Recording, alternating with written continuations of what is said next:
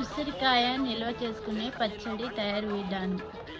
ఉసిరికాయలను తీసుకొని వాటిని నీట్గా నీళ్ళలో వేసి శుభ్రపరచుకొని ఒక కాటన్ క్లాత్లో వేసి తడి లేకుండా వాటిని తుడుచుకొని ఒక 10-20 మినిట్స్ ఆరబెట్టాలి ఫ్యాన్ కింద గాలిలో.